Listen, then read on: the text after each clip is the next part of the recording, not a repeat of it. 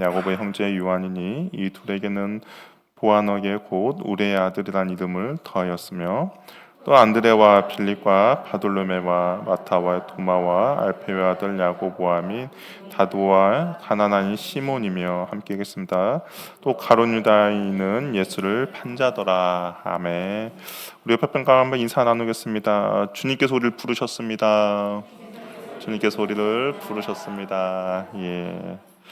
우리 제자의 부르심에 대한 말씀인데요. 우리 이번 6월달에 이게 지방 선거가 있잖아요. 전라도 지역은 그렇지만 경기도나 약간 그런 지역은 특정 정당이 아니라 인물을 보고 이게 선거하는 경우들이 종종 있습니다. 그래서 누군가를 선택할 때 나름대로 기준이 있죠. 여러분들도 선거할 때 나름대로 기준이 있나요? 아니면 그냥 이편 무조건 우리 당 해서 하나요? 보통 이제 나름대로 기준이 있어요. 공약이라든지 학력이라든지 외모, 심지어 능력 등을 보고 선택을 합니다.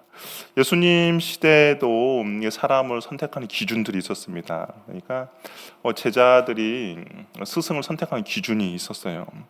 당시에 유명한 사람들, 그리고 덕망이 있거나, 그리고 자신이 배울 수 있는 것들을 제자들이 스승에게 찾아가서 제자로 받아달라라고 이야기를 했던 시대가 바로 예수님 시대입니다. 근데 오늘 보면 예수님이 원래 제자들이 스승을 선택을 하거든요. 근데 예수님은 오늘 보니까 제자들을 선택하셨어요.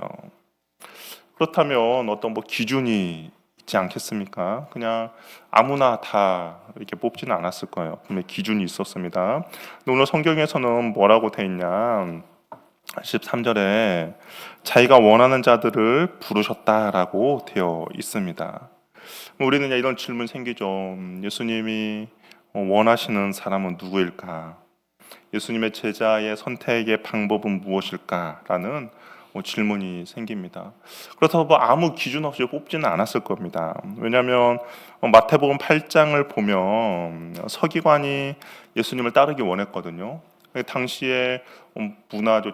제자가 스승되는 사람을 따르길 원했어요. 서기관이 예수님을 따르기 원했습니다. 근데 예수님이 거절을 했어요. 서기관이면 사람들에게 존경받는 사람이죠. 당대의 엘리트입니다.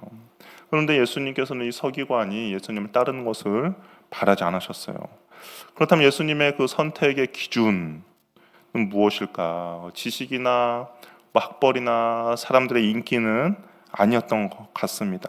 우리하고 조금 다른 기준이 아마 적용이 됐을 것 같아요.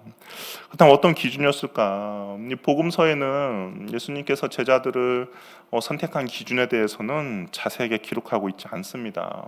대신에 우리가 성경 전체로 봤을 때 어떤 하나님의 어떤 기준이 있지 않을까라고 우리가 생각해 볼 수 있는 것이죠. 하나님의 몇 가지 기준들, 그러니까 구약 성경을 보면 하나님이 사람들 선택했던 몇 가지 기준들이 있는 것을 볼 수가 있는데요. 사무엘이 하나님의 명령을 받고 다윗에게 기름 부으러 갑니다.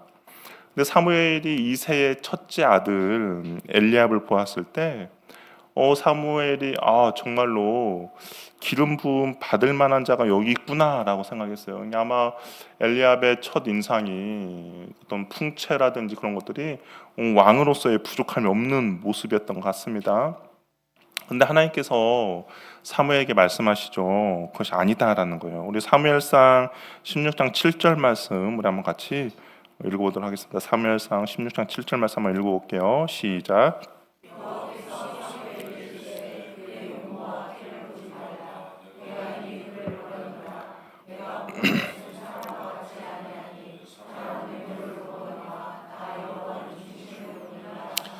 하나님의 선택의 기준은 외모는 아니다라고 이야기합니다. 이 말씀 은혜가 돼요. 외모는 아니대요. 그 대신에 하나님의 선택 기준은 뭐냐? 중심이라고, 마음의 중심이라고 이야기를 합니다. 그러면 중심이 어떠해야 하나님이 그 선택을 하실까? 그렇다면 이제 다윗을 살펴봐야겠죠. 다윗이 어떠했기에 하나님께서 이새의 아들 엘리압이 아니라 왜 다윗을 선택했을까? 다윗의 어떤 중심이 있기에 하나님께서 그를 선택했는가를 보게 되면 시편 78편 70절 72절 말씀을 한번 보면 우리가 어느 정도 좀 생각해 볼 수 있는데요. 우리 한번 보겠습니다. 시편 78편 70절 72절 말씀 한번 읽어보겠습니다. 시작. 다윗을 택하시되 양의 우리에서 취하시며 제당을 지키는 중에서 그들을 이끌어내사 그의 백성인 야곱 의 소유인 이스라엘을 기르게 하셨더니 이에 그가 그들을 자기 마음의 완전함으로 기르고 그의 손의 능숙함으로 그들을 지도하였더라. 하나님께서 다윗을 주목할 때가 있었습니다. 언제냐? 양을 칠 때 다윗을 보았다라고 이야기해요. 그리고 그 양에 치는 모습을 보고 그를 하나님의 백성 이스라엘을 맡겼다라고 이야기합니다. 그때 다윗의 마음이 완전함으로 그들을 지도하였다라고 이야기해요. 이 완전함이란 뜻은 성실하다, 신실하다라는 그런 뜻이에요. 그러니까 다윗이 광야에서 양을 칠 때 다윗의 마음을 보셨죠. 다윗 자신에게 맡겨진 그 양을 치는 모습을 보았는데 우리가 다윗이 고백한 걸 봤을 때 어땠느냐? 자기에게 맡겨진 양을 끝까지 책임진 것을 보게 됩니다. 그랬더니 하나님께서 그 양 치는 모습을 자기에게 맡겨진 양을 끝까지 책임지는 모습을 보고 하나님께서 이 하나님의 백성 이스라엘을 다윗에게 맡겼다라고 이야기하는 것이죠. 그렇다면 다윗이 양을 칠 때 어떠했는가? 우리 한번 또 사무엘상 17장 34절 35절 말씀 한번 볼까요? 다윗이 양을 칠 때 어땠는지 그 모습을 볼 수 있는데요. 한번 우리 읽어보도록 하겠습니다. 시작. 주의 종이 아버지 양을 지킬 때 사자나 곰이 와서 양떼의 새끼를 하며 내가 따라가서 그것을 치고 그 입에서 새끼를 건져내었고 그것이 일어나 나를 해하고자 하면 내가 그 수염을 잡고 그것을 쳐 죽였나이다. 그러니까 자기에게 그 맡겨진 양에 대해서 다윗은 목숨을 걸고 지켰다라고 고백하고 있습니다. 사자나 곰이 와서 양떼 양 새끼를 물고 가면 그것을 그냥 따라가면 위험하죠. 그럼에도 불구하고 끝까지 따라가서 그것을 입에서 새끼를 건져냈다라고 이야기해요. 그러니까 그 양 한 마리 지키기 위해서 자기의 목숨도 보존하지 않고 끝까지 용기를 가지고 맞선 것이죠. 이게 자기에게 맡겨진 일에 끝까지 충성한 것을 우리는 보게 됩니다. 우리는 지극히 작은 일이었지만 양치는 거 얼마나 큰 일입니까? 작은 일이죠. 어떻게 보면 그 당시 사회에서 인정받지 못하는 직업 중에 하나였는데 근데 그 지극히 작은 일이었지만 다윗이 어떻게 했습니까? 끝까지 충성했죠. 이 광야라는 곳은 아무 누구의 시선도 없는 곳이죠. 외로운 곳이고 사람들도 없는 곳입니다. 그럼에도 불구하고 이렇게 충성할 수 있었던 이유는 무엇입니까?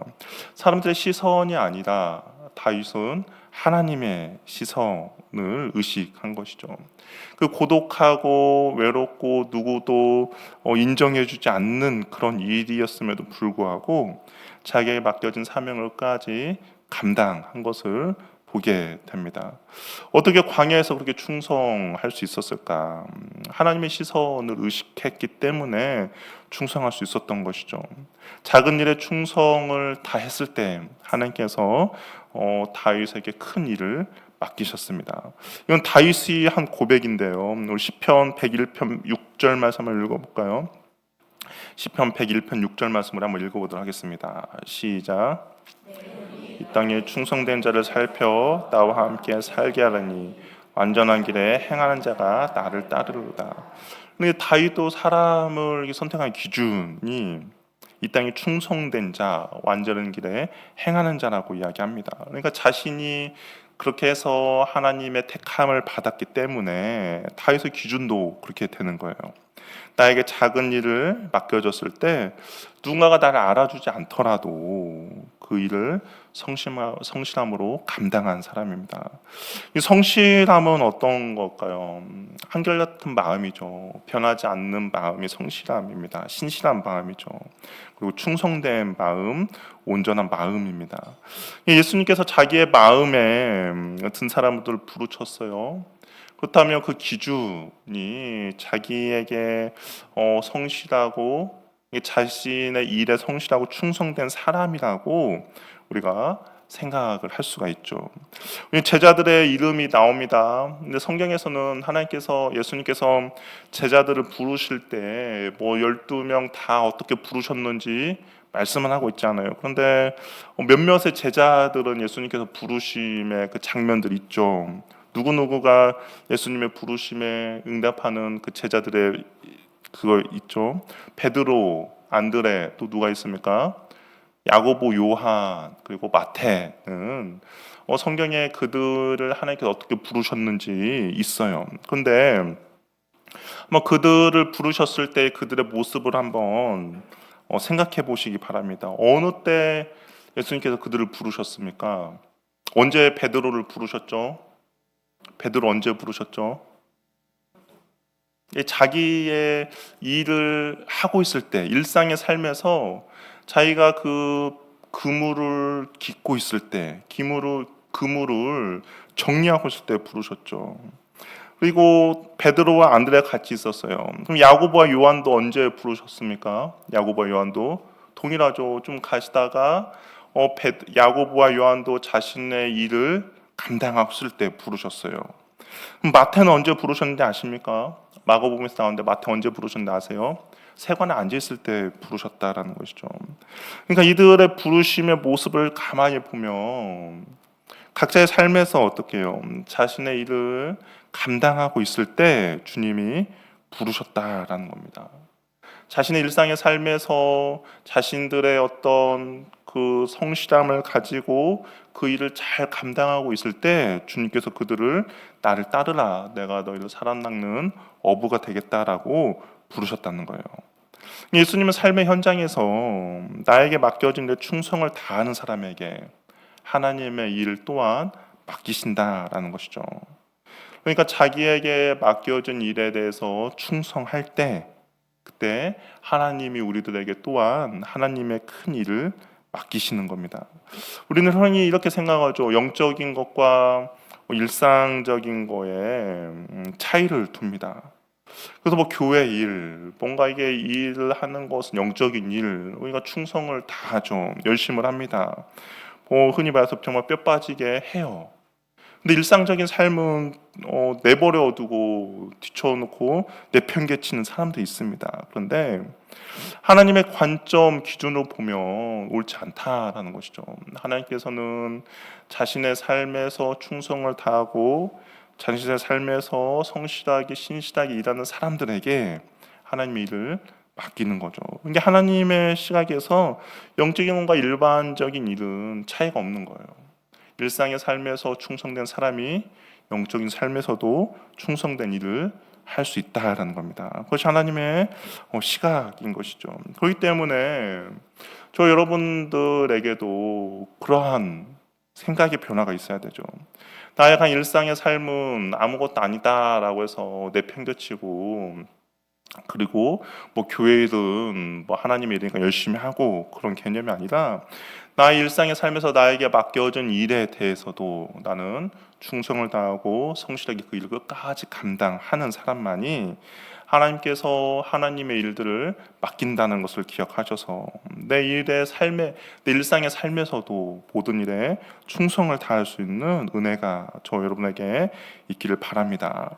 그러면 하나님께서 제자들 부르셨어요. 그럼 왜 부르셨을까?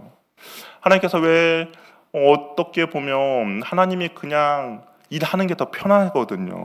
안 그렇습니까? 하나님 혼자 일하는 것이 더 편하잖아요. 여러분 이게 집에서 청소를 하실 때 한 4살, 5살 먹은 애가 내가 도와줄게 라고 하면서 도와주면 도움이 많이 되나요? 너는 가만히 있는 게 날 도와주는 거다. 맞잖아요. 그냥 가만히 있는 게 도와주는 거예요. 하나님도 마찬가지 아니겠습니까? 하나님도 전능하시고 예수님도 전능하신 분인데 혼자 이게 다 하고 하는 게 어찌 보면 더 편할 수도 있어요. 왜냐하면 그 능력이 많으신 분이 능력이 없는 인간과 마음을 맞춘다는 것은 쉽지 않죠. 그런데도 불구하고 제자들 부르셔서 부르심에 있는 목적이 있기 때문인 것이죠. 그렇다면 목적이 뭘까? 우리 14절 15절 말씀 한번 읽어볼까요? 오늘 마가복음 3장 14절 15절 말씀 한번 읽어보겠습니다. 시작.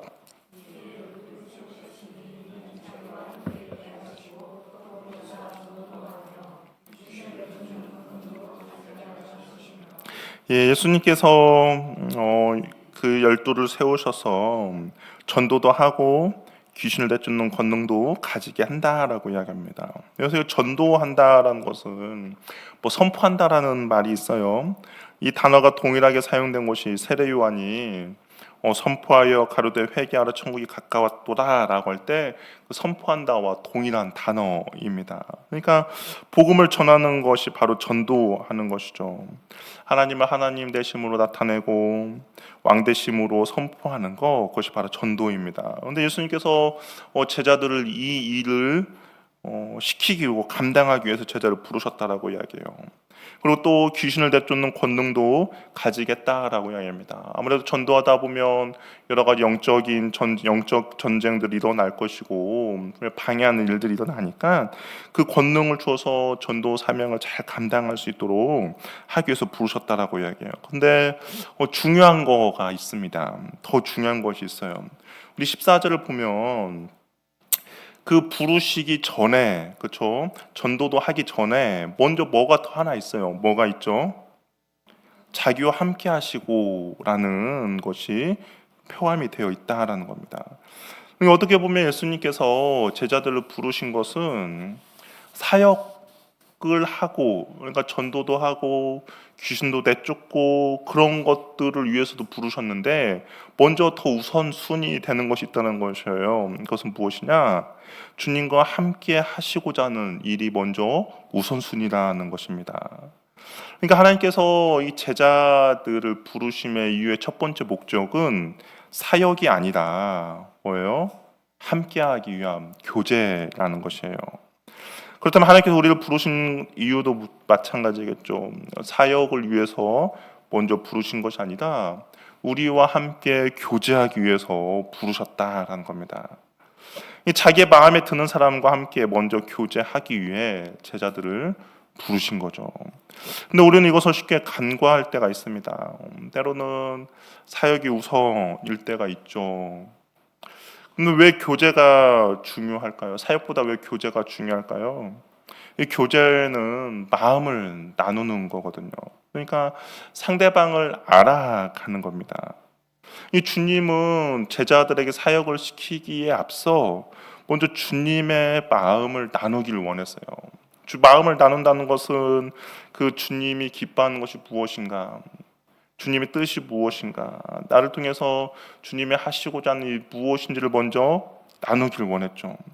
만약에 마음을 나누지 않고 사역을 한다 그러면 아마 바리새인들과 율법주의자 서기관들밖에 될 수가 없죠. 그들은 사역은 너무 잘했습니다. 가르침에 있어서도 탁월했고, 그리고 사람들에게 말씀을 해석하는 것도 탁월했습니다. 그런데 뭐가 문제였죠?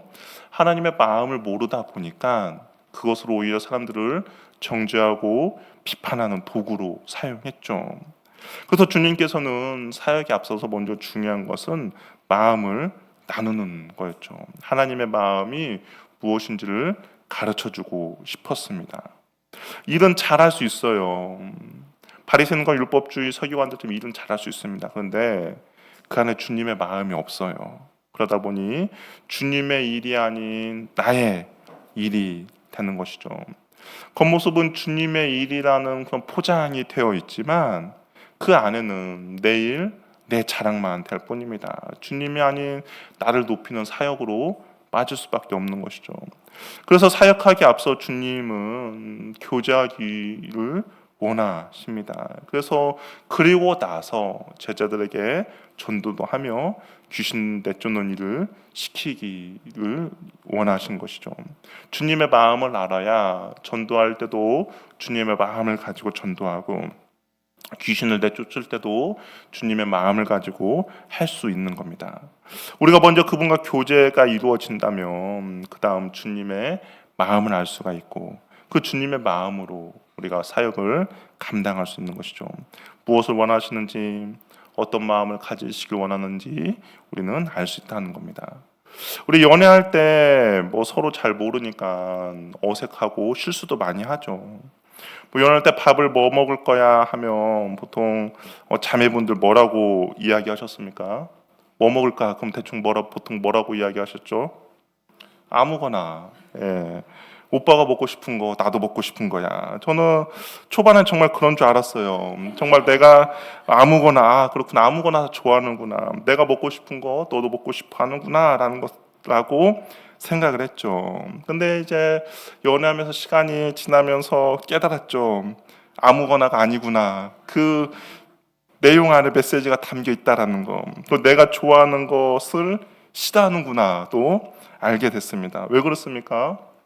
서로 교제하고 마음을 나누다 보니까 그 마음을 알게 되는 거죠. 예수님도 제자들과 교제하면서 그 마음을 알기를 원하셨습니다. 그래서 예수님의 그 기뻐하는 일들을 감당하는 겁니다. 그럴 때 사역함에 있어서도 지침이 없는 거죠. 그럴 때 사역함에 있어서도 기쁨으로 감당하는 겁니다. 주님께서 우리를 뭐 이렇게 부려먹기 위해서 한 번 더 죽어봐라, 주일날이 죽일 날이 되어봐라 라고 하면서 우리를 그렇게 부르신 것은 아니에요. 뭐냐? 먼저 교제를 하기 원하신 겁니다. 그래서 주일날이 죽일 날이 아니라 하나님께 예배하는 날, 하나님께 안식을 누리는 날이 먼저 되기를 원하셔서 우리를 그렇게 부르신 것이죠. 저 여러분의 사역 가운데 주님과의 먼저 깊은 교제들이 있기를 바랍니다. 그래야만이 주님께서 우리에게 맡기신 이 일들을 기쁨으로 감당하며 나갈 수 있는 거예요. 그럴 때만이 우리가 바리새인들과 서기관들처럼 종교인의 모습이 아니라 참된 그리스도인의 모습이 될 수가 있다라는 겁니다. 사역하기에 앞서 항상 그분과 먼저 교제하는 시간을 가지시길 바랍니다. 사역하기에 앞서서 먼저 하나님의 마음을 느끼시길 바라요. 그 마음을 가지고 사역하시길 바랍니다. 그럴 때 그 예수님의 시선이 어디에 있는지, 예수님의 마음이 어디에 머물러 있는지, 그리고 그 발걸음이 어디를 향해 있는지를, 그리고 그 눈물이 어디에 있는지를 우리는 알 수 있게 되는 것이죠. 하나님은 혼자서 일을 더 잘할 수 있는 분입니다. 근데 오히려 우리가 그분의 사역에 방해가 될 수도 있죠. 그럼에도 주께서 우리를 택하시고 부르신 이유는 우리와 함께 그 마음을 나누기를 원하시는 것이죠. 그것이 저와 여러분들을 제자로 불러주신 이유입니다. 주님과 함께 시간을 보내고 그의 마음을 알아서 주님이 기뻐하는 일들을 잘 감당하는 충성된 제자가 되기를 바랍니다. 먼저 일상의 삶 가운데서 주님께서 맡기신 일에 우리가 충성을 다하셔서 성실함으로 신실함으로 그 일을 잘 감당한다면 주님께서 우리들의 그 성실함과 신실함 가운데 주님의 큰 일을 맡기게 될 것입니다. 그리고 그 일을 감당하기 앞서서 먼저 주님과의 친밀한 교제가 이루어지고 그 주님의 마음을 알아서 우리가 주님의 기쁨이 되는 그 사역들을 잘 감당할 수 있는 저와 여러분 되기를 바랍니다. 기도하겠습니다. 우리 찬양하며 우리 함께 기도하도록 하겠습니다.